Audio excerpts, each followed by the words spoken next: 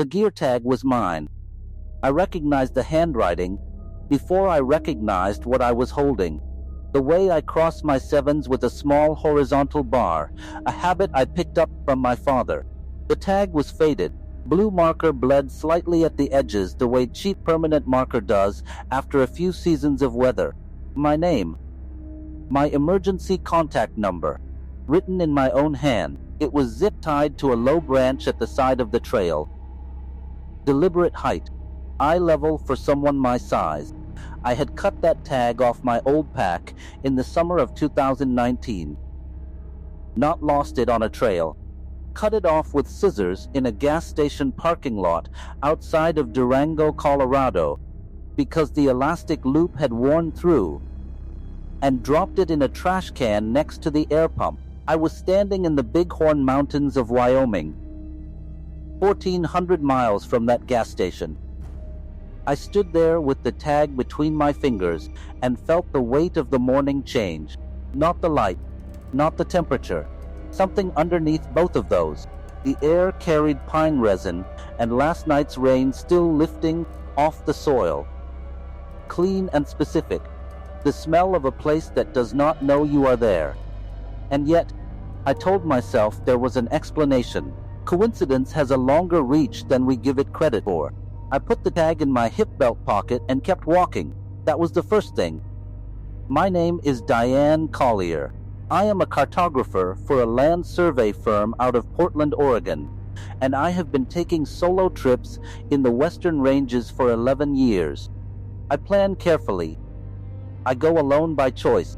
I am not someone who spooks easily in the backcountry, and I want you to understand that before I tell you what came next. The second thing happened the following morning. I was camped near a small tarn at 9,000 feet, the kind of high alpine flat that holds cold air overnight, even in July. I was packing up, shaking dew off the tent fly, and I found a carabiner clipped to one of my guy lines. Not my carabiner, except it was. I recognized the small dent on the gate, the specific wear pattern on the spine where I had run a cord through it for years on a different piece of gear. I had retired that carabiner in 2021 after the gate started sticking. Left it in a gear bin at a trailhead kiosk in the Cascades with a handwritten note that said free. Take it. The Cascades are 2 states from where I was standing. I held it next to the gear tag and looked at both of them for a long time. The morning was very still, no wind at that elevation yet, just the sound of the tarn settling. Small laps against the rock edge, and somewhere downslope a single bird running through the same 4-note call over and over and over. I have tried to construct the explanation that makes both objects normal. I have spent significant time on it. I cannot make it hold. That was the last easy moment of the trip. The part I have never told anyone comes next. 4 miles further up the trail, tucked under a flat rock at a creek crossing, I found a small orange matchbook. Waterproof, the kind that comes in bulk from outdoor supply stores. Unremarkable except for what was written inside the cover. A list of dates. 11 of them, written in very small, very neat handwriting that was not mine. I looked at the dates for a long time before I understood what they were. They were my trips. Every solo trip I had taken in the Western Ranges since I started going out alone in 2013. Precise dates, not the general season or the month. The specific days I had signed into trailhead registers or posted to the online permit system. All 11 correct.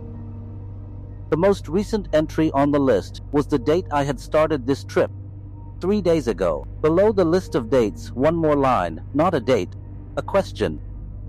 Did you find everything I left you? I closed the matchbook.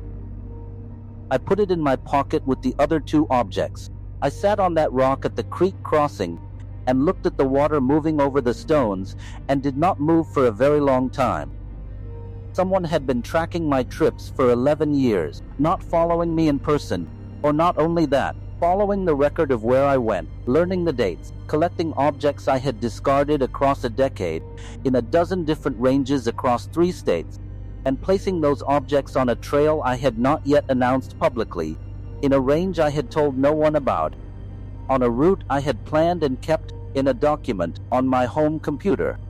I did not finish the trip. I walked out that afternoon, drove to the nearest town, and sat in a diner parking lot until I had enough signal to call my sister. I did not tell her why I was calling. I just needed to hear a voice I recognized as safe. I filed a report with the local sheriff 2 days later. The deputy was polite. He took notes. He told me they would look into it.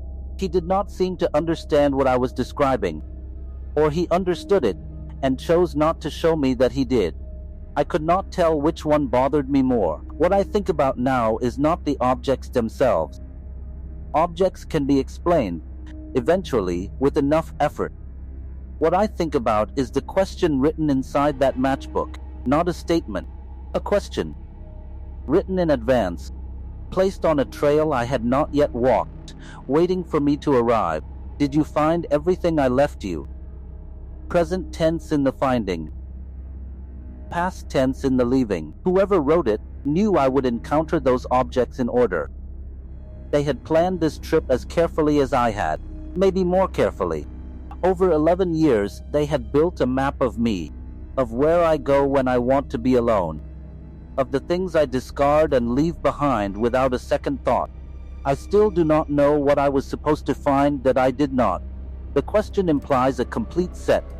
Whether there was a fourth object, a fifth, something I walked past without noticing, something still sitting under a rock on a trail I will never walk again, I cannot say.